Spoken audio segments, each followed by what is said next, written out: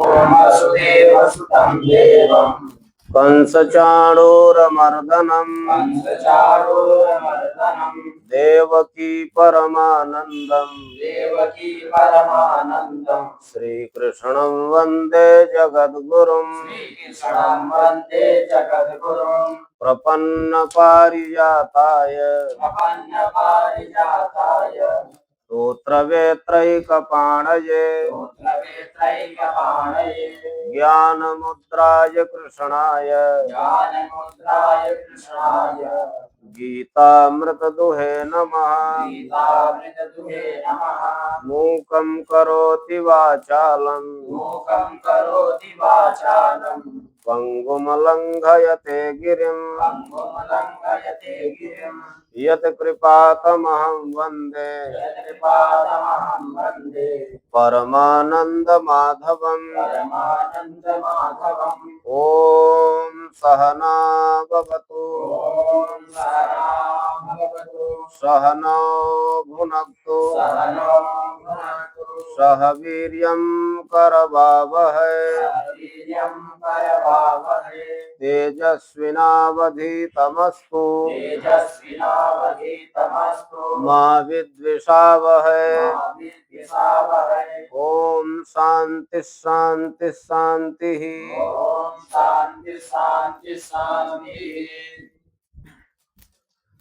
ओम श्री परमात्मने नमः।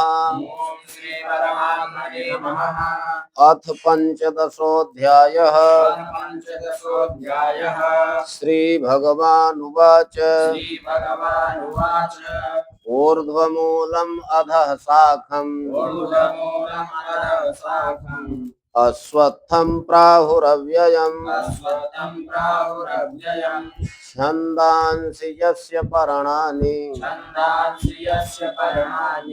यस्तं वेद स वेदवित्।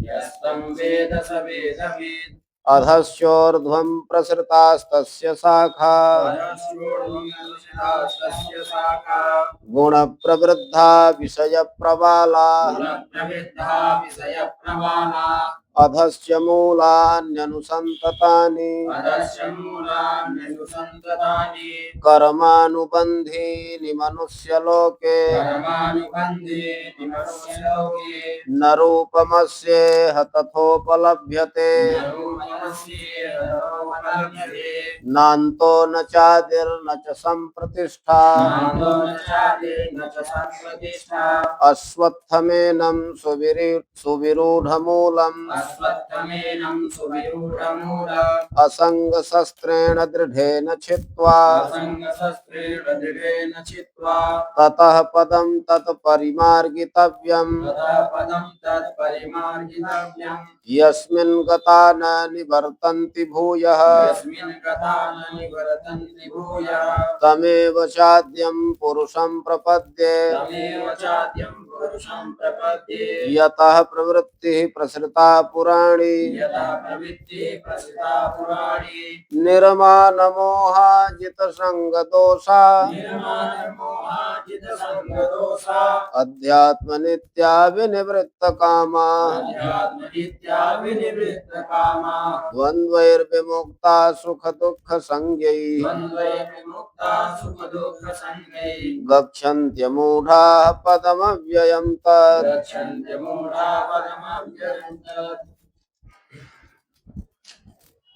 15वें अध्याय में पुरुषोत्तम योग का वर्णन है।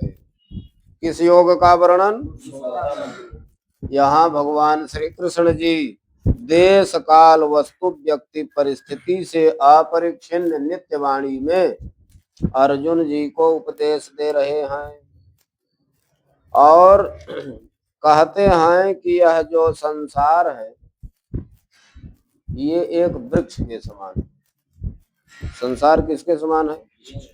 वृक्ष के समान है। और ऐसा वृक्ष है जो बहुत विचित्र है, ऐसा वृक्ष है जो बहुत ही विलक्षण प्रकृति वाला, बहुत ही आश्चर्यजनक वृक्ष है।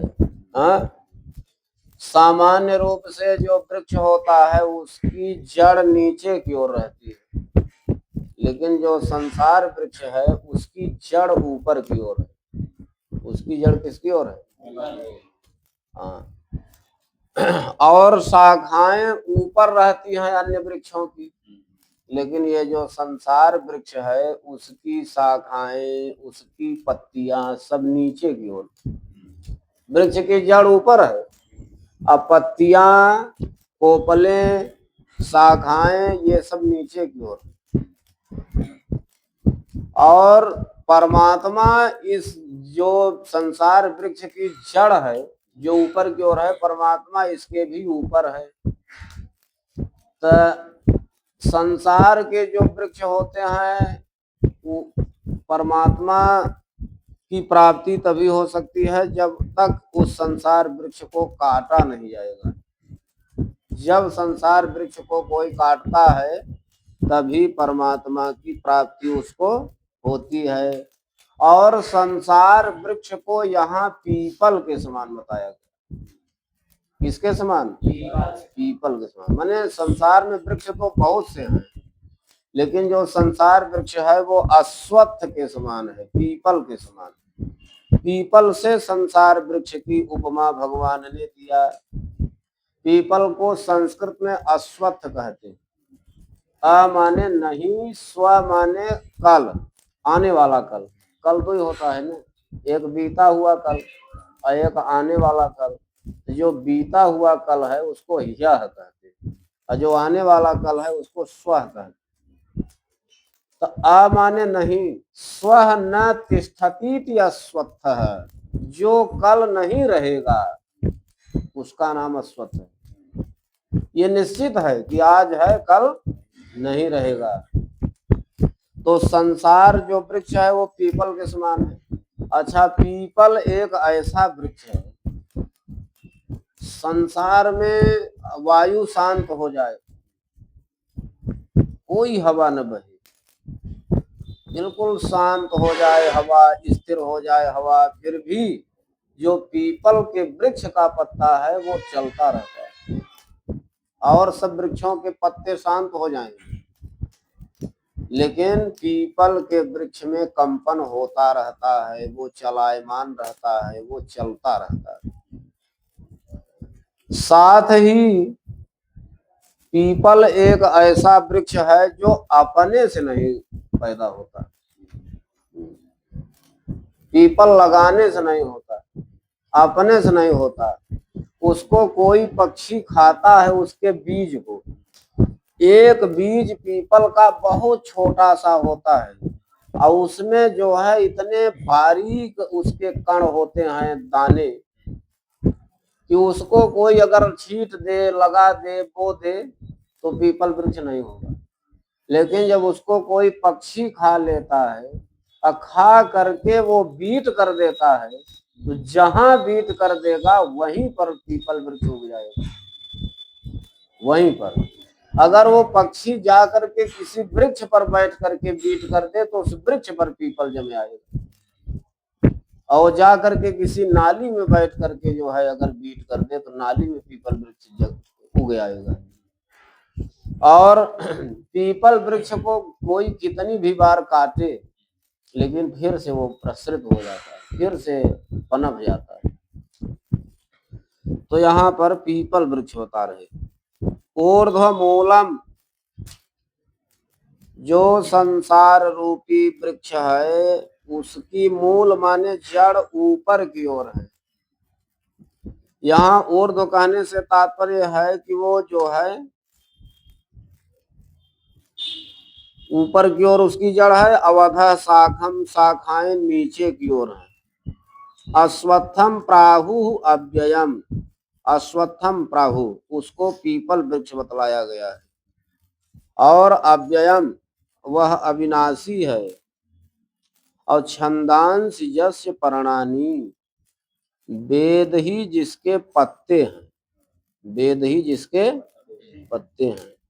यस तम वेद सवेदविद, ऐसे उस संसार वृक्ष को जो अच्छी प्रकार से जान लेता है वही वेद वेदता है, वही वेद को जानने वाला है।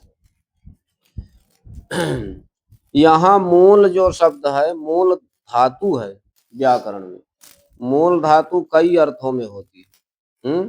मूल प्रतिष्ठायाम, अमूल रोहणे, मूल प्रतिष्ठायाम भुआदि में है सिद्धांत कौमुदी। प्रतिष्ठा अर्थ में मूल धातु, अमूल रोहणे चूरादि गण में है। रोहण अर्थ में, अंकुरण अर्थ में मूल धातु। ये दो धातु तो व्याकरण में बतलाई गई। मूल प्रतिष्ठायाम यानी मूल धातु प्रतिष्ठा अर्थ में है, यानी परमात्मा ही इस संसार के प्रतिष्ठा है। प्रतिष्ठा माने आश्रय, आधार। परमात्मा ही इस संसार वृक्ष के आश्रय हैं, आधार हैं। चराचर जगत उन्हीं से व्याप्त है। सबकी उत्पत्ति, सबका पालन, सबका संहार वही करने वाले। परमात्मा ही इस संसार वृक्ष के आधार हैं, प्रतिष्ठा हैं, आश्रय। अमूल रोहणे चुरादिगण की धातु है, यानी परमात्मा से ही इस संसार वृक्ष के बीज का अंकुरण होता है। हरिरेव जगत जगदेव हरि, परमात्मा ही जगत बन जाते हैं। और उन्हीं से इस जगत का विस्तार होता है। अब परमात्मा इस संसार के अधिष्ठान है और जगत अध्यस्त है। अधिष्ठान सत्य होता है, इसलिए ये अध्यस्त जगत भी सत्यवत प्रतीत होता है। जैसे रस्सी में रात्रि में सर्प की भ्रांति होती है, तो रस्सी क्या है? अधिष्ठान है। अधिष्ठान सत्य है, तो जब अधिष्ठान सत्य है तो उसमें रात्रि में लगने वाला सर्प जो अध्यस्त है वो भी सत्यवत प्रतीत होता है। लेकिन जब ज्ञान हो जाता है, प्रकाश का संचार प्राप्त हो जाता है, तब यह समझ लिया जाता है कि नहीं, ये सर्प नहीं है, ये तो रस्सी है। उसी प्रकार जब यह ज्ञान हो जाता है कि नहीं, परमात्मा ही जगत बने हैं, जगत इत्यादि कुछ नहीं है, जीव जगत माया कुछ नहीं है, सब परमात्मा ही है, तब परमात्मा का वास्तविक ज्ञान हो जाता है। उन्हीं परमात्मा का सारा ताना बाना ये जगत है, उन्हीं का विस्तार है। जेन सर्वमिदं ततम, उन्हीं परमात्मा से इदम प्रत्यय गोचर यह सारा संसार व्याप्त है। तो मूल प्रतिष्ठा या मूल रोहणे, ये दो धातु तो व्याकरण में, और तीन धातु जो है, तीन धातुओं का प्रयोग किया है यास्क मुनि ने। यास्क मुनि निरुक्तकार हैं। वेद के 6 अंग हैं, शिक्षा, कल्प, निरुक्त, व्याकरण, छंद, ज्योतिष। तो जो वेद का निरुक्त अंग है, निरुक्त को यास्क मुनि ने लिखा है, तो वहां जो है उन्होंने मूल धातु का 3 अर्थों में प्रयोग किया। क्या? मूल मोचने, अमूल मोषणे, अमूल मोहने। मूल धातु मोचन अर्थ में होती है। मोचन माने छुड़ाना, यानी परमात्मा ही इस संसार के सब जीवों को, माने संसार वृक्ष जो उगता है तो वही जो है इसका विस्तार करते हैं, वही छोड़ते हैं। मूल मोचने और मूल मोहने, मूल मोषणे। जैसे पीपल के वृक्ष के जो वृक्ष का जो फल है उसमें असंख्यों बीज रहते हैं, लेकिन उसमें जो है इतना बड़ा पीपल का, उस माने इतने छोटे से बीज से इतना बड़ा पीपल का वृक्ष हो जाएगा, कारण रूप से ये कोई जानता नहीं, छिपा रहता है। उस बीज में उस पीपल का वृक्ष छिपा रहता है, और जब कोई पक्षी खा करके कहीं बीत कर देता है तो उससे जो है बहुत बड़ा पीपल उग जाता है। मूल मोषणे। अमूल मोहने, मोहन अर्थ में सबको भ्रमित करता है ये संसार वृक्ष। तो 5 अर्थों में मूल धातु होती है। और कहते हैं कि परमात्मा ही माने ऊर्ध्वमूलम, इस संसार रूपी वृक्ष की जड़ ऊपर की ओर है। ऊपर के जो लोग हैं, ब्रह्मादि लोग, देवादि लोग, स्वर्गादि लोग, अवधा शाखा, यानी जो ऊपर के लोग हैं यही इसकी ऊर्ध्व जड़ है। और जो अधा शाखा, नीचे का जो पत्ता है, नीचे इसकी जो है शाखाएं नीचे की ओर हैं, यानी प्रकृति है, महातत्व है, अहंकार है, जगत है, समष्टि व्यष्टि, ये सब नीचे की शाखाएं हैं। ऐसा अश्वत्थ वृक्ष की उपमा वाला यह अविनाशी संसार वृक्ष है और वेद ही इसके पत्ते। छंदांश माने वेद। वेद का क्या काम है? जैसे वेद में अनेक प्रकार के छंद प्रयुक्त हैं, बहुत से छंद प्रयुक्त हैं, बृहति, जगति, पंक्ति, उष्णे, त्रिष्टोप, गायत्री, अनुष्टोप। उसी प्रकार ये संसार वृक्ष में अनेक प्रकार के जो है विषय हैं, जो इसके पत्ते हैं, इसके पत्ते हैं।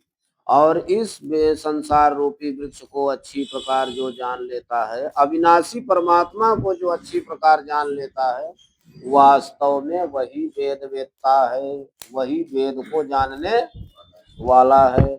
अयधश्चोर्ध्वं प्रसृतास्तस्य शाखा गुण प्रवृद्धा विषय प्रबाला अधस्य मूलान्यनुसंततानि कर्मानुबंधीनि मनुष्यलोके। आस्य अधस्योर्ध्वं प्रसृतास्तस्य, तस्य माने तस्य संसार वृक्षस्य, उस संसार वृक्ष की शाखा माने शाखाएं, प्रसृता माने प्रकर्षेण व्याप्ता प्रसृता, इस संसार वृक्ष की जो शाखाएं हैं ना, बहुत फैली हुई। जैसे पीपल वृक्ष की शाखाएं बहुत विस्तार को प्राप्त होती और उसकी जड़ भी बहुत विस्तार को प्राप्त होती है, उसी प्रकार ये जो संसार रूपी वृक्ष है, जिसको पीपल के समान बतलाया गया है, इसकी शाखाएं प्रसृता माने प्रकर्षेण व्याप्ता प्रसृता है, बहुत अधिक फैली हुई। कहाँ कहाँ फैली हुई? बोले आधा च ऊर्ध्वम, नीचे की ओर भी फैली हुई है और ऊपर की ओर भी फैली हुई। ऊपर ब्रह्मादि लोक हैं और नीचे मनुष्यादि लोक हैं। हाँ, सब तरफ इसकी शाखाएं फैली हुई हैं। और गुण प्रवृद्धा, ये गुण से वृद्धि को प्राप्त होता है, इसकी शाखाएं गुण से वृद्धि को प्राप्त होती है। गुण माने सत्व गुण, रजोगुण, तमोगुण का आश्रय लेकर के ये संसार वृक्ष वृद्धि को प्राप्त होता है। अब विषय प्रबाला, विषय ही इसके प्रबाल हैं। विषय माने शब्दादि विषय, शब्दादि विषय ही इसके प्रवाल माने पोपले, पल्लव है। और अधस्य मूलानि अनुसंततानि, इसकी जो नीचे की ओर जड़ें, मूलानि माने जड़ें फैली हुई हैं, इसकी जड़ें नीचे की ओर निरंतर फैली हुई। कर्मानुबंधी मनुष्य लोक के, क्योंकि नीचे मनुष्य लोक है और इसकी जड़ें नीचे की ओर फैली हुई हैं, इसलिए उनको कर्म का बंधन हो जाता है, उनको कर्म का बंधन रहता है, वो कर्म से संबंध रखते हैं। मनुष्य लोक वाले कर्म से संबंध रखते हैं, वो कर्मानुबंधी है। मनुष्य लोक कर्मानुबंधी है। अब संसार वृक्ष का स्वरूप तो बतला दिए, लेकिन आज तक किसी ने ऐसे संसार वृक्ष को देखा है? बोलो। हाँ, तीसरे श्लोक में यही बात बता रहे हैं, न रूपम अस्येह तथोपलभ्यते अस्य इह रूपम तथा न उपलभ्यते। अस्य माने कि इस संसार वृक्ष का जो स्वरूप अब तक बतलाया गया 2 श्लोकों में, यह माने संसार में, तथा न उपलब्धते, उस प्रकार का वृक्ष आज तक प्राप्त नहीं होता है। लेकिन वृक्ष है, यह सत्य है कि वृक्ष है। नान्तो न चादिर न च संप्रतिष्ठा, इस संसार वृक्ष का न आदि है न अंत है और न इसकी संप्रतिष्ठा माने सम्यक स्थिति, इसकी भली भांति स्थिति भी नहीं, इसका आदि भी नहीं है, अंत भी नहीं है, सम्यक स्थिति भी नहीं है। अश्वत्थम एनम सुविरूढ़ मूलम, एनम सुविरूढ़ मूलम अश्वत्थम, कहते हैं कि जब तक इस संसार वृक्ष को काटा नहीं जाएगा, संसार में ऐसा कोई वृक्ष नहीं है जिसको लगाने के बाद काटने का विधान। शास्त्र यही बताता है कि विष वृक्षो विसंवर्ध्य स्वयं क्षेत्रम असाम्प्रतम, अगर कोई भूल से जहर का भी विष तैयार कर लिया तो उसको स्वयं काटना अनुचित। विष के वृक्ष को भी अपने से नहीं काटना चाहिए, लेकिन ये संसार वृक्ष ऐसा है जिसको काटना ही चाहिए। बिना इसको काटे ऊपर के लोगों की या परमात्मा की, उन पुरुषोत्तम नारायण की प्राप्ति नहीं होती है,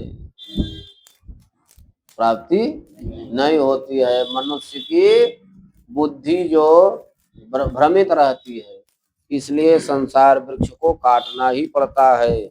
और सुविरूढ़ मूलम एनम अश्वत्थम, बहुत ही सुविरूढ़ माने दृढ़, दृढ़ मूल माने जड़ वाला, एनम माने यह जो संसार रूपी, अश्वत्थम माने पीपल का वृक्ष है, एनम माने इसको असंग शस्त्रेण दृढ़ेन छित्वा, असंग माने वैराग्य के शस्त्र से, दृढ़ता पूर्वक, दृढ़ वैराग्य के शस्त्र से ये संसार वृक्ष काटा जाता है। दृढ़ वैराग्य के शस्त्र से, इसको शस्त्र से, जैसे वृक्ष को काटने के लिए कुल्हाड़ी चाहिए, तो इस संसार वृक्ष को काटने के लिए वैराग्य की कुल्हाड़ी चाहिए, यानी वैराग्य से ये वृक्ष नष्ट हो जाता है। जब ये वृक्ष नष्ट हो गया तो फिर केवल परमात्मा ही रहते, क्योंकि उन्हीं का ये विस्तार है, उन्हीं का ये विस्तार है। असंग माने वैराग्य के मजबूत शस्त्र से, दृढ़ वैराग्य के शस्त्र से इसको छित्वा माने काट करके इस वृक्ष को समाप्त किया जाता है। और जब यह संसार वृक्ष कट गया, आवाज न करना, जब यह संसार वृक्ष कट गया तो हमको परमात्मा के पद का, परमात्मा के स्वरूप का चिंतन करना चाहिए। चौथे श्लोक में बता रहे, ततः पदम तत्परिमार्गितव्यं यस्मिन् गता न निवर्तन्ति भूयः तमेव चाद्यं पुरुषं प्रपद्ये यतः प्रवृत्तिः प्रसृता पुराणी। ततः पदम, ततः माने तदनंतरम, तत्पश्चात, तत्पदम परिमार्गितव्यम, तत् माने उस परमात्मा के, पदम माने स्वरूप का, परिमार्गितव्यम माने अन्वेष्टव्यम, परमात्मा के उस स्वरूप को ढूंढना चाहिए, परमात्मा के उस स्वरूप का चिंतन करना, परमात्मा के उस स्वरूप का, परमात्मा के उस धाम का चिंतन करना चाहिए, परमात्मा के उस धाम को ढूंढना चाहिए। जस्मिन गता न निवर्तन्ति, जस्मिन माने जस्मिन पर ब्राह्मण गता भूयः न निवर्तन्ति, जिस परमात्मा स्वरूप में स्थित हो जाने पर, जिस परमात्मा के धाम में चले जाने पर भूयः न निवर्तन्ति, फिर से लौट करके इस संसार में नहीं आती, इस संसार वृक्ष के चक्कर में नहीं पड़ती। तमेव चाद्यम पुरुषम प्रपद्ये, वो परमात्मा ही आदि पुरुष हैं, इस संसार वृक्ष के कारण हैं। आदि पुरुष है माने संसार वृक्ष के कारण हैं, उन्हीं की शरण लेना चाहिए। यतः प्रवृत्ति प्रसृता पुराणी, जतः माने जतः पर ब्रह्मण, जिन पर ब्रह्म परमात्मा से बहुत ही पुरानी माने सनातन संसार की प्रवृत्ति का विस्तार हुआ। ये संसार वृक्ष की जो प्रवृत्ति है, संसार के जितने भी कार्य हैं, उन्हीं सनातन जो कार्य हैं, सनातन जो प्रवृत्ति है, यतः प्रसृता, उन्हीं परब्रह्म परमात्मा से फैले हुए हैं, उन्हीं से इनका विस्तार हुआ है। अब जिन परमात्मा के स्वरूप का वर्णन कर रहे, जस्मिन गता न निवर्तन्ति भूयः, जिन परब्रह्म परमात्मा के स्वरूप का साक्षात्कार कर लेने पर फिर से इस संसार में नहीं आना पड़ता, उनका स्वरूप कैसा है, परमात्मा का स्वरूप कैसा है, 5वें श्लोक में बता रहे। क्या? निर्माण मोहाजित संग दोषाध्यात्म नित्या विनिवृत्त कामा द्वंद्वैर्विमुक्ता सुख दुख संज्ञैः कक्षन्त्य मूढ़ा पदमव्ययम् तत्। परमात्मा के इस स्वरूप की प्राप्ति सबको नहीं हो पाती है। किनको किनको हो पाती है, बतला रहे हैं कि निर्मान मोहा, मानश्च मोहश्चेति मान मोहौ, निर्गतौ मान मोहौ ययोस्तौ, जिनसे मान और मोह निकल गया, जो मान और मोह से रहित। मान किसको कहते हैं? अहंकार। मानो अहंकार है। अमोह किसको कहते हैं? अविवेक को। मोहो अविवेक, यानी जिनमें अहंकार नहीं है, जिनमें अविवेक नहीं है, अज्ञान नहीं है, जो अहंकार और अज्ञान से रहित हैं, अजित संग दोषा, जिन्होंने संग माने आसक्ति को, आसक्ति के दोष को जीत लिया है, यानी राग द्वेष छल कपट आदि जो आसक्ति है उसको जिन्होंने जीत लिया है। अवध्यात्म नित्या आत्मानम अधिकृत्य, माने अध्यात्म में जो नित्य है, यानी जो परमात्मा का स्वरूप है उसी का जो चिंतन करते हैं। अध्यात्म नित्य माने परमात्मा स्वरूप में जो अवस्थित है। अविनिवृत्त कामा, जिनकी कामनाएं छूट गई हैं। विनिवृत्त कामा, विशेष रूप से जिनकी कामनाएं छूट गई।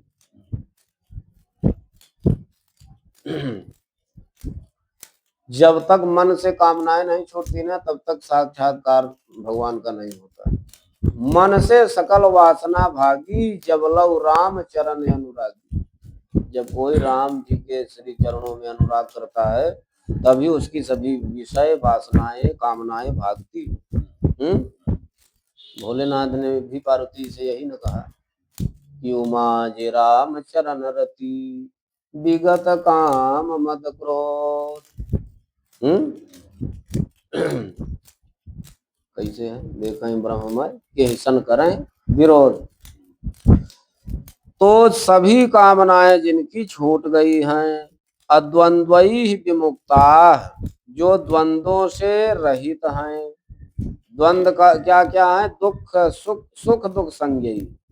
सुख दुख संज्ञक जो द्वंद्व हैं, द्वंद्वों का ही संसार है, द्वंद्वों का ही संसार है। यहाँ सब जोड़े का ही संसार है।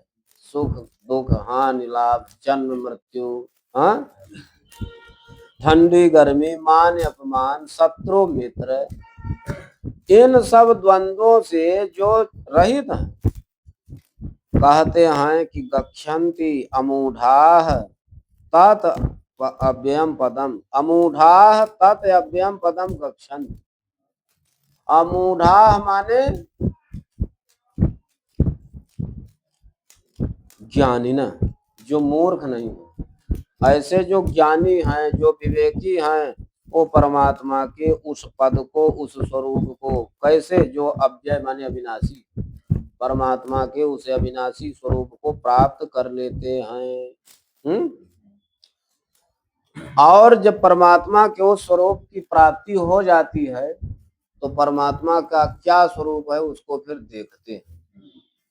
चलो बोलो, न तद भासयते सूर्यो, न शशांको न पावकः, यद्गत्वा न निवर्तन्ते, तद्धाम परमं मम, ममैवांशो जीवलोके, जीवभूतः सनातनः, मनः षष्ठानीन्द्रियाणि, प्रकृतिस्थानि कर्षति, शरीरं यदवाप्नोति, यच्चाप्युत्क्रामतीश्वरः, गृहीत्वैतानि संयाति, वायुर्गन्धानि वाशयात्, श्रोत्रं चक्षुः स्पर्शनं च, रसनं घ्राणमेव च, अधिष्ठाय मनश्चायं,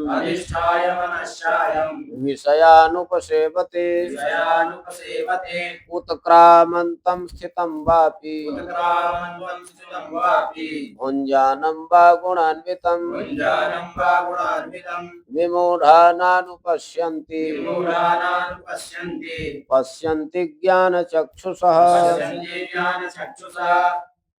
परमात्मा के जिस अविनाशी स्वरूप को कोई प्रमाता प्राप्त कर लेता है तब वो परमात्मा का स्वरूप देखता है कि न तद्भासयते सूर्यो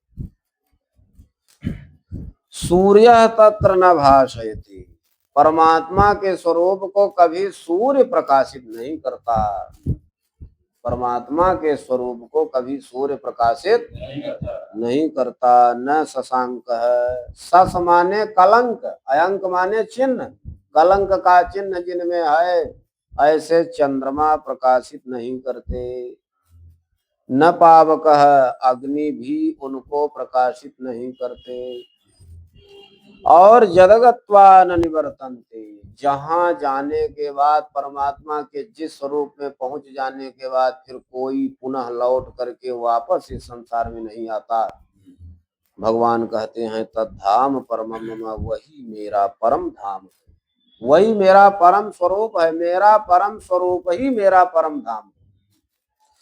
परमात्मा स्वयं प्रकाशमान है, उनको किसी के द्वारा प्रकाशित करने की आवश्यकता नहीं। सूर्य, चंद्रमा, तारे, ग्रह, उपग्रह, बिजली, अग्नि उनको कभी प्रकाशित नहीं कर सकती।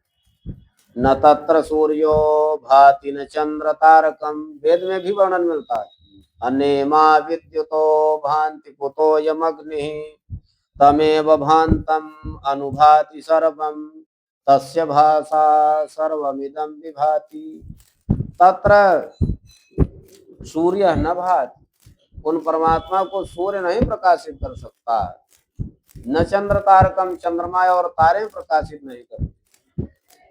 फिर बेचारी बिजली भला उनको क्या प्रकाशित कर सकती। अतमेव भांतम अनुभाति सर्वम, उन परमात्मा के प्रकाशित होते ही इदम प्रत्यय गोचर, यह सारा संसार प्रकाशित हो जाता है, प्रकाश समूह से भर जाता है। और सूर्य, चंद्रमा, तारे, बिजली में भी उन्हीं का प्रकाश। ऐसा जो परमात्मा का स्वरूप है, परमात्मा के इस स्वरूप में जब कोई पहुंच जाएगा तो बोलो लौट करके संसार में फिर आएगा। माने यह नियम है कि सर्वे क्षयांता निचया, जितने भी निचय माने समूह हैं वो सब क्षयांत हैं, एक न एक दिन उनका नाश हो जाएगा। सर्वे क्षयांता निचया अपतनांता समृक्षया, जितने भी उत्थान हैं वो एक दिन पतन को प्राप्त हो जाएंगे, ये नियम है। असंयोगा विप्रयोगांता, जितने भी संयोग हैं वो वियोग को प्राप्त हो जाएंगे। संयोग अस्थिर है, वो किसी का भी संयोग हो, माता का, पिता का, भाई का, पत्नी का, पुत्र का, हाँ, गृहस्थी का, देह का, गेह का, संसार का। अपनी शरीर भी एक दिन छोड़ देती है, जिसको 24 घंटे दिए साथ में रहती। तो संसार में संयोग जो जितने भी हैं वो वियोगांत, वियोग को प्राप्त हो जाते।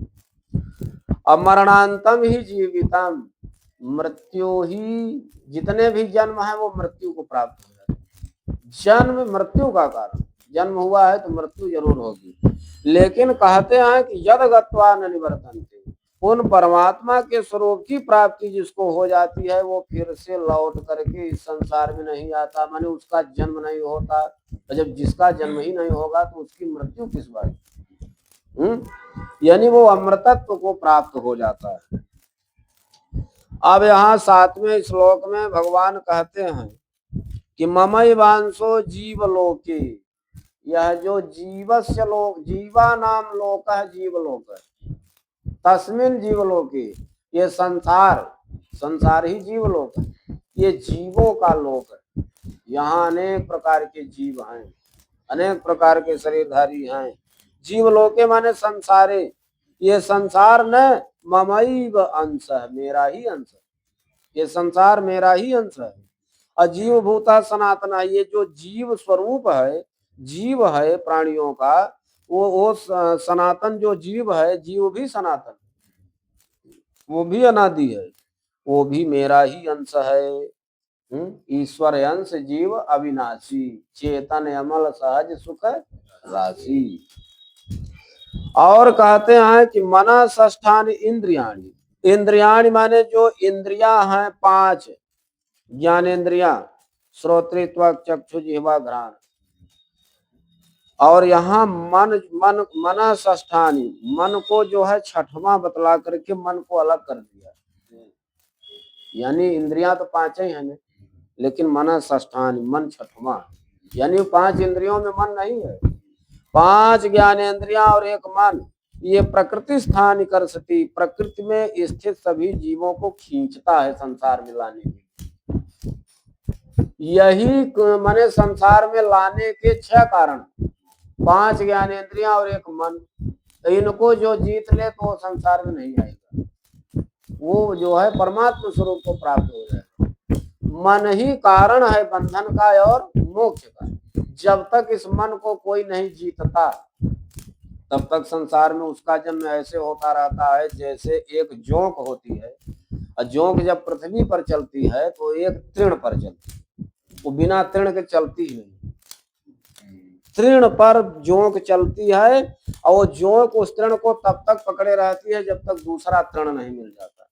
यथा तृण जलौको यम, जब दूसरा तृण मिल जाता है तो उस तृण को छोड़ करके उस तृण पर अपना आश्रय बना लेती है।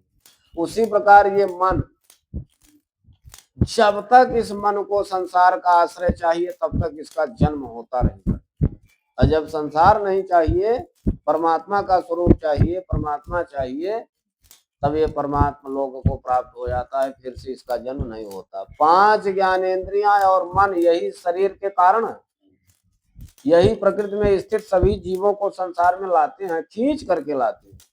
वही बोल रहे हैं मन षष्ठानि इंद्रियाणि प्रकृति स्थानी कर सकी।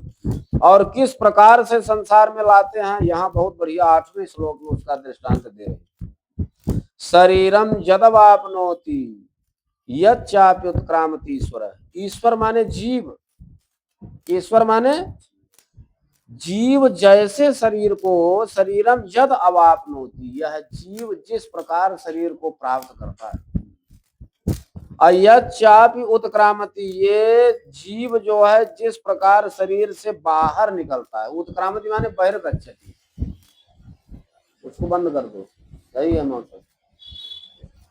जिस प्रकार से यह जीव शरीर को प्राप्त करता है और जिस प्रकार ये जीव माने शरीर से बाहर जाता है। अगृहीत्वा एतानि संयाति, एतानि माने इन इंद्रियों को ग्रहण करके, इन इंद्रियों को लेकर के जिस प्रकार से जीव जो है शरीर को धारण करता है, कहते हैं वायु गंधान इवाशयात, जैसे वायु गंध का उसके आश्रय से माने गंध को स्वीकार करती है, जैसे वायु क्या करती है, आशय से, आशय माने स्थान से, जैसे वायु जो है गंध को किस प्रकार से उड़ाती है, कहीं कमल की गंध है तो कमल के गंध को उड़ाएगी हवा कि नहीं, और कहीं इत्र की गंध है तो इत्र के गंध को उड़ाएगी हवा। उस प्रकार जिसका जैसा अंतःकरण का भाव है, आशय है, अंतःकरण का भाव है, जैसा उसके अंतःकरण में राग द्वेष आदि है, शुभ अशुभ कर्म आदि है, उसके अनुसार उसको शरीर की प्राप्ति होती है। और एतानि इंद्रियाणि गृहीत्वा संयाति, इन्हीं इंद्रियों को साथ में लेकर के वो उत्पन्न हो जाता है। और श्रोत्रम चक्षु स्पर्शनम च रसनम घ्राणमेव च अधिष्ठाय मनश्चायम विषयानुसेवति। देखिए विषयों का सेवन इतने लोग करते हैं।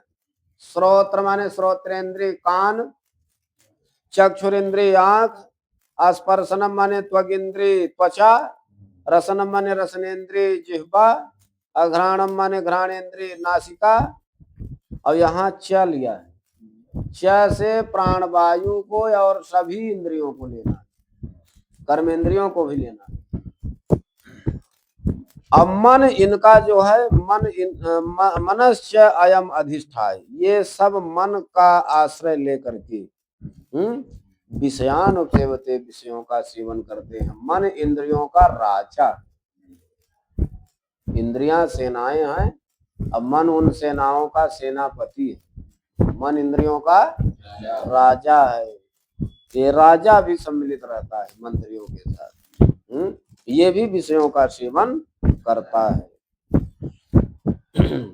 उत्क्रामंतम स्थितम वापि भुंजानम वा गुणान्वितम विमूढ़ानानुपश्यन्ति पश्यन्ति ज्ञान चक्षुषा। लेकिन जो अज्ञानी लोग हैं ना, वो केवल इतना ही देखते हैं कि सभी इंद्रियां और मन विषयों का सेवन कर रहे हैं, उससे पृथक नहीं हो रहे हैं। लेकिन कहते हैं कि ज्ञान चक्षुषा पश्यन्ति। जो ज्ञान चक्षुषा माने ज्ञान दृष्टि वाले हैं, माने ज्ञानी ना, ज्ञान चक्षुषा माने ज्ञानी ना, जो ज्ञानी हैं वो इस जीव को उत्क्रामंतम निकलता हुआ, शरीर से निकलता हुआ भी देखता है, स्थितम वापि स्थित होता हुआ भी देखता है, अभुंजानम वा गुणान्वितम रजोगुण सत्वगुण तमोगुण के विषयों माने विषयों से युक्त होकर के विषयों का भोग करता हुआ, माने रजोगुण सत्वगुण रजोगुण तमोगुण से युक्त होकर के विषयों का भोग करता हुआ जो ज्ञान चक्षुषः पश्यन्ति। जो ज्ञानी लोग हैं वो तो देखते हैं, लेकिन विमूढ़ा नानु पश्यन्ति। जो अज्ञानी लोग हैं, किं कर्तव्य विमूढ़ है, वो नहीं देखते, वो इस जीव को नहीं देख पाते। और ये जब प्रयाण करता है, जब स्थित रहता है, जब गुणों की आसक्ति से विषयों का भोग करता है, तो मूर्ख लोग तो नहीं देखते, लेकिन जो ज्ञानी लोग हैं वो इसके तत्वों से देखते हैं। यतन्तो योगिनश्चैनं पश्यन्त्यात्मन्यवस्थितम् यतन्तोऽप्यकृतात्मानो नैनं पश्यन्त्यचेतसः यदादित्यगतं तेजो जगद्भासयतेऽखिलम् यच्चन्द्रमसि यच्चाग्नौ तत्तेजो विद्धि मामकम् गामाविश्य च भूतानि धारयाम्यहमोजसा पुष्णामि चौषधी सर्वा सोमो भूत्वा रसात्मकः अहं वैश्वानरो भूत्वा प्राणिनां देहमाश्रितः प्राणापान समायुक्तः पचाम्यन्नं चतुर्विधम् सर्वस्य चाहं हृदि सन्निविष्टः मत्तः स्मृतिर्ज्ञानमपोहनं च वेदैश्च सर्वैरहमेव वेद्यो वेदान्तकृत् वेदविदेव चाहम्।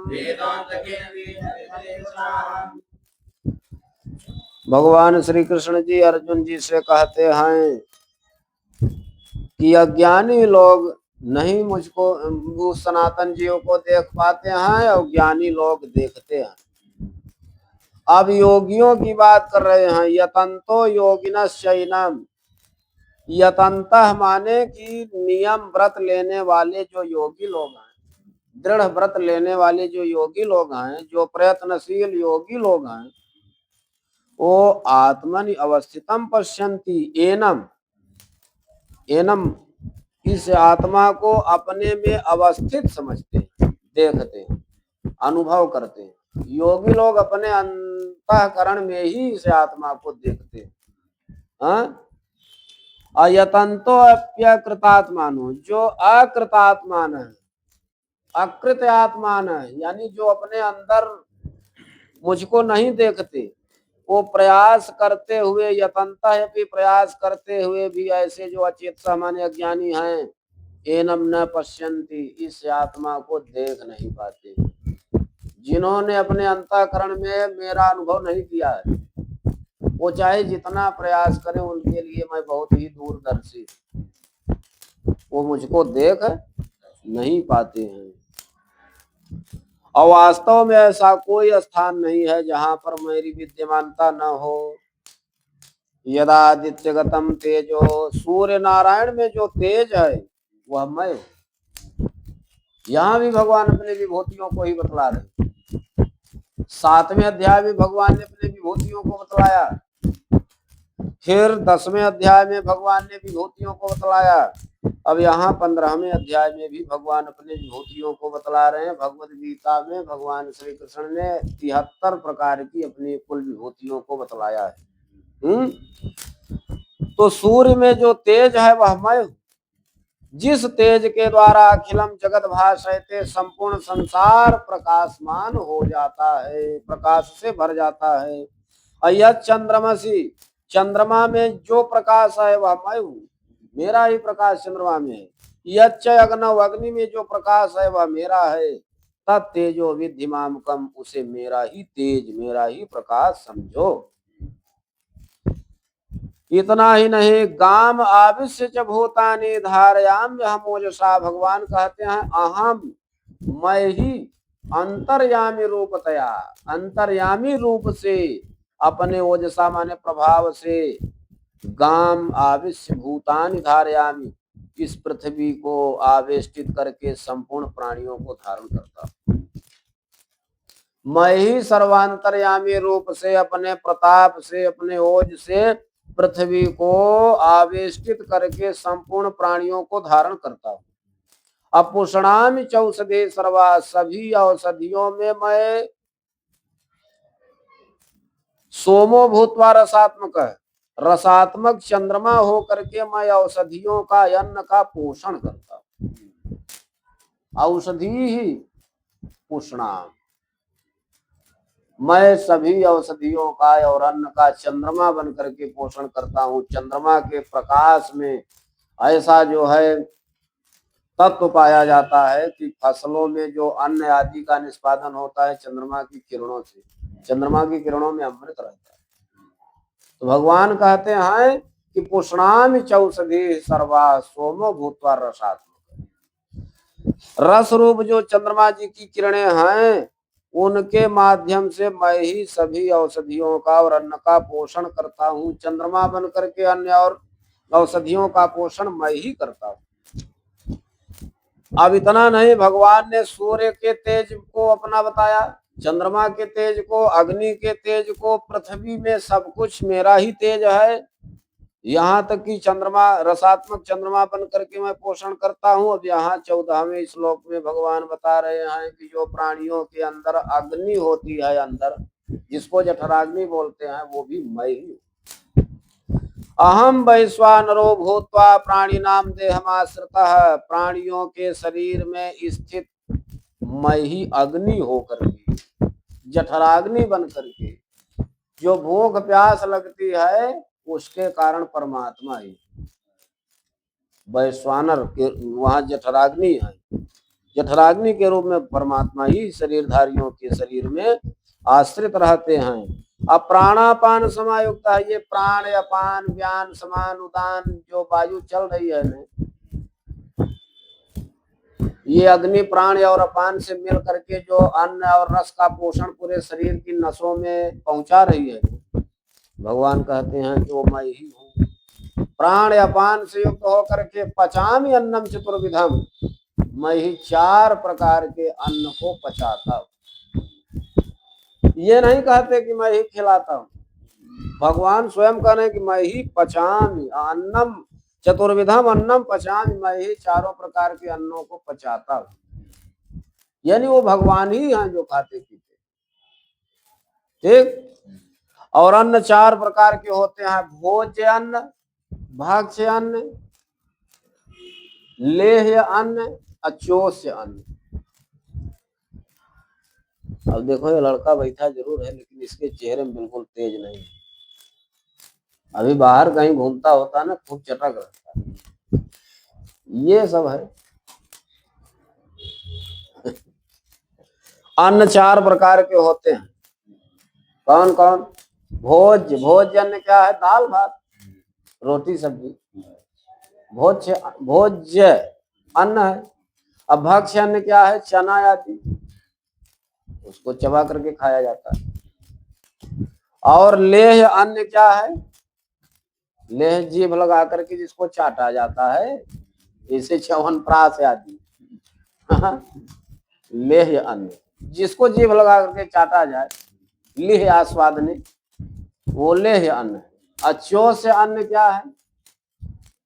जिसको चूसा जाए, जैसे चटनी आदि, मलाई आदि, और क्या कहते हैं गन्ना आदि।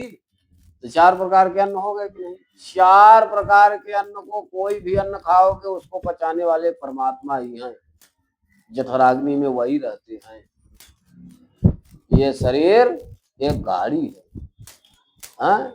जिसके मेन जो है ड्राइवर परमात्मा ही, ये सवारी है, इसको ले चलने वाले परमात्मा ही ड्राइवर, चालक। फिर यहाँ 15वें श्लोक में भगवान बतला रहे हैं कि सर्वस्य चाहम हृदि सन्निविष्टः मत्तः स्मृतिर्ज्ञानम् अपोहनम् च वेदैश्च सर्वैरहमेव वेद्यो वेदांत कृत वेद विदेव चाहम्। अहम सर्वस्य प्राणिजातस्य हृदि सन्निविष्टः, मैं संपूर्ण प्राणियों में अंतर्यामी रूप से उनके हृदय में रहता हूँ। यहाँ जाकर के भगवान ने अपनी सर्वव्यापकता बतला दिया। कहा अधिक क्या कहें, सभी प्राणियों के हृदय में, ईश्वर सर्वभूतानां हृदय से अर्जुन तिष्ठति, सभी प्राणियों के हृदय में अंतर्यामी रूप से मैं ही रहता हूँ। अमत्तः स्मृतिर्ज्ञानम् अपोहनम् च, मुझसे ही स्मृति बनी रहती है प्राणियों के अंदर, मेरे कारण स्मृति माने याददाश्त बनी रहती है, मेरे कारण ज्ञान बना रहता है, और मेरे कारण उनके ज्ञान का अपोहन, उनके स्मृति का अपोहन यानी छिप जाना। कभी कभी ऐसा होता है, पूजा पाठ कराने बैठो तो कभी कभी कोई मंत्र जो है, जो कभी नहीं माने दिमाग में रहता, वो आ जाता है, याद आ जाता है। और कभी कभी जो मंत्र याद रहता है वो भी भूल जाता है। वहां विचार करो कि ऐसा क्यों होता है। यहाँ उसका उत्तर है मत्तः स्मृतिर्ज्ञानम् अपोहनम्। भगवान कहते हैं कि मुझसे ही स्मृति है, मुझसे ही ज्ञान है, मुझसे ही अब उस ज्ञान का, उस स्मृति का अपोहन माने दुराव है, छिपाव। मैं जब चाहूं स्मृति दे दूं, ज्ञान दे दूं, और जब चाहूं छिपा दूं। यानी ज्ञान, स्मृति और छिपाना ये सब भी परमात्मा ही। और स्मृति किसको होती है? स्मृति मिलती कैसे है? याददाश्त पुण्य कर्म से। जितने जिसका पुण्य कर्म रहता है उसकी याददाश्त उतने तेज रहती है, या जितने सात्विक अन्न जो लेता है उसकी याददाश्त उतने तेज रहती है। और अपोहन माने ज्ञान कब छिप जाता है, कब दब जाता है? पाप कर्म से। पाप कर्म से ज्ञान दब जाता है, छिप जाता है। अवेदैश्च सर्वैः अहमेव वेद्यः, भगवान कहते हैं कि सर्वैः वेदैः अहम एव वेद्यः, सभी वेदों के द्वारा जानने योग्य मैं ही हूँ। क्या है, मुंह बना रहे हो? कोई दिक्कत है क्या? सर्वैः वेदैः अहमेव वेद्यः, सभी वेदों के द्वारा, वेद का विषय होता है, वेद माने ज्ञान, और सभी वेदों के द्वारा जानने योग्य ज्ञान क्या है? परमात्मा। सर्वैश्च वेदैश्च सर्वैः अहमेव वेद्यः, सभी वेदों के द्वारा जानने योग्य ज्ञान मैं ही हूँ। अवेदांत कृत वेद विदेव चाहम, वेदांत को जानने वाले, यानी उपनिषद को जानने वाले, वेदांत माने उपनिषद, और वेद को जानने वाला भी मैं ही हूँ। वेदांत माने उपनिषद और वेद को जानने वाला भी मैं ही हूँ। वेदांत कृत वेद विदेव, उपनिषद को बनाने वाला, उपनिषद को करने वाला, और वेद को जानने वाला मैं ही। यानी वेदांत और उपनिषद भी मैं, वेदांत माने उपनिषद और वेद का ज्ञाता भी मैं ही हूँ। द्वौ इमौ पुरुषौ लोके बहुइमो पुरुषौ लोके क्षरश्चाक्षर एव च क्षरश्चाक्षर एव च क्षरः सर्वाणि भूतानि क्षरः सर्वाणि भूतानि कूटस्थोऽक्षर उच्यते कूटस्थोऽक्षर उच्यते उत्तमः पुरुषस्त्वन्यः उत्तमः पुरुषस्त्वन्यः परमात्मेत्युदाहृतः परमात्मेत्युदाहृतः यो लोकत्रयमाविश्य यो लोकत्रयमाविश्य बिभर्त्यव्यय ईश्वरः बिभर्त्यव्यय ईश्वरः यस्माक्षरमतीतोऽहम् यस्माक्षरमतीतोऽहम् अक्षरादपि चोत्तमः अक्षरादपि चोत्तमः अतोऽस्मि लोके वेदे च ततोऽस्मि लोके वेदे च प्रथितः पुरुषोत्तमः पिता पुरुषोत्तमः यो मामेवमसम्मूढो यो मामेव सम्मूढो जानाति पुरुषोत्तमम् जानाति पुरुषोत्तमम् स सर्वविद् भजति स सर्वविद् भजति मां सर्वभावेन भारत मां सर्वभावेन भारत इति गुह्यतमं शास्त्रम् इति गुह्यतमं शास्त्रम् इदमुक्तं मया नघ इदमुक्तं मया नघ एतद् बुद्ध्वा बुद्धिमान् स्यात् एतद्बुद्ध्या बुद्धिमान् स्यात् कृतकृत्यस्य भारत कृतकृत्यस्य भारत द्वौ इमौ पुरुषौ लोके इस संसार में दो पुरुष हैं इस संसार में क्षर अक्षर एव च क्षर पुरुष और अक्षर पुरुष ये दो पुरुष हैं पुरुष माने जीव पूरी देहे से तेज पुरुषा जो इस शरीर रूपी पुरी में शयन करता है इस शरीर रूपी पुरी में जो आश्रय बना करके रहता है उस पुरुष को जीव कहते हैं और वो दो होता है क्षर पुरुष और अक्षर पुरुष क्षर पुरुष क्या है बोले क्षर सर्वाणि भूतानि संपूर्ण प्राणी क्षर पुरुष है संपूर्ण प्राणी क्षर पुरुष है और जो संपूर्ण प्राणियों में रहने वाला जो कूटस्थ है यानी आत्मा है वही अक्षर है यानी संपूर्ण प्राणियों का शरीर क्षर पुरुष है और इनमें रहने वाला जो कूटस्थ आत्मा है वो अक्षर पुरुष है वो अक्षर लेकिन जो परमात्मा है ना वो क्षर पुरुष नहीं अक्षर पुरुष नहीं इसलिए वो उत्तम पुरुष कहलाता है वो परमात्मा है उसको पुरुषोत्तम कहते हैं उत्तम पुरुष स्तन्य इनसे भिन्न जो पुरुष है वो उत्तम पुरुष है जो क्षर पुरुष नहीं अक्षर पुरुष नहीं वो उत्तम पुरुष है परमात्मा इति उदाहरता उसको परमात्मा कहते हैं सगुण साकार ब्रह्म ही परमात्मा ब्रह्म तीन होते हैं ना निर्गुण निराकार सगुण निराकार और सगुण साकार तो जो निर्गुण निराकार है उसको ब्रह्म कहते हैं और जो सगुण निराकार है उसको परमात्मा कहते हैं और जो सगुण साकार है उसको भगवान कहते हैं ब्रह्मेति परमात्मेति भगवानिति शब्दयते यो लोकत्रयमाविश्य ऐसा जो उत्तम पुरुष है जो परमात्मा है जिसको परमात्मा कहा गया है वही तीनों लोकों को व्याप्त करके वह अविनाशी जीव वह अविनाशी परमात्मा विभर्ति माने तीनों लोकों को आवेष्टित करके तीनों लोकों का विभर्ति माने भरण पोषण करता है धारण करता है पोषण भी करता है अयस्माक्षरमती तो हम अक्षराद विचोत्तम है लेकिन मैं उस अक्षर से उस क्षर से अतीत हूँ उस क्षर से परे हूँ और अक्षर से भी मैं उत्तम हूँ अतोस्मि लोके वेदे च इसलिए लोक में और वेद में मैं पुरुषोत्तम नाम से प्रसिद्ध हूँ मैं क्षरातीत अक्षरातीत मैं लोक और वेद में पुरुषोत्तम नाम से प्रसिद्ध हूँ यो माम एवं असम्मूढ़ जो असम्मूढ़ माने ज्ञानी लोग जो सम्मूढ़ नहीं है मुझको पुरुषोत्तम ऐसा जानते हैं यो माम एव पुरुषोत्तमम यो असम्मूढ़ माम एव पुरुषोत्तमम जानाति जो ज्ञानी लोग मुझको ही पुरुषोत्तम ऐसा जानते हैं स सर्वविद भजति, वह सर्ववेत्ता है, वह सब कुछ जान लिया। अमाम भजति, वही मेरी उपासना करता है।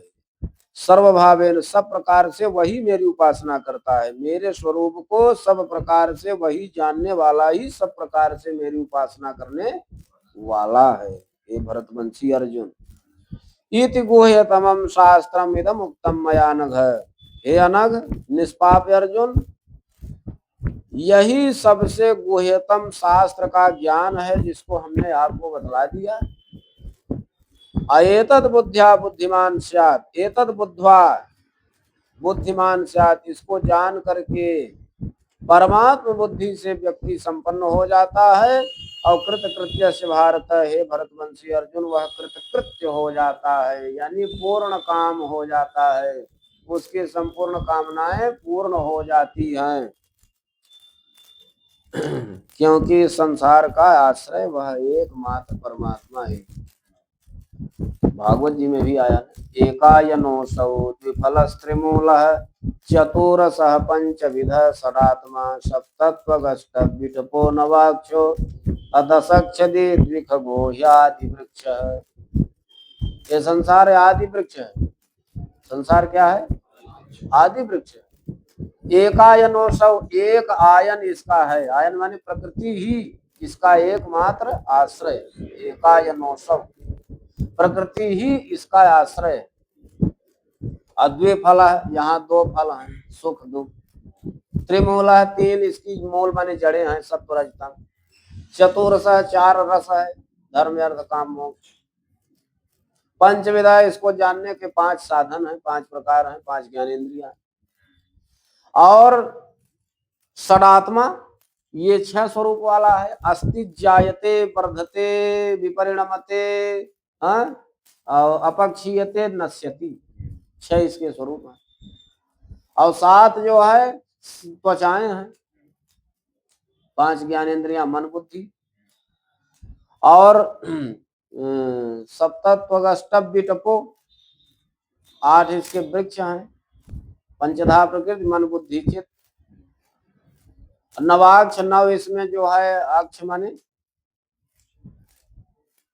छिद्र हैं, नव साधन है। और दशक्षदी, दस इसके छद्म माने पत्ते हैं, दशक्षदी वृक्ष है। ये संसार जो है 10 कोपलों वाला वृक्ष है, दशक्षदी आदि वृक्ष है। ये संसार आदि वृक्ष है। इस संसार वृक्ष में दो पक्षी बैठते हैं, जीवात्मा और परमात्मा। ओम तत्सदिति श्रीमद्भगवद्गीतासूपनिषत्सु ब्रह्म विद्यायां योगशास्त्रे श्रीकृष्णार्जुन संवादे पुरुषोत्तम योगो नाम 15।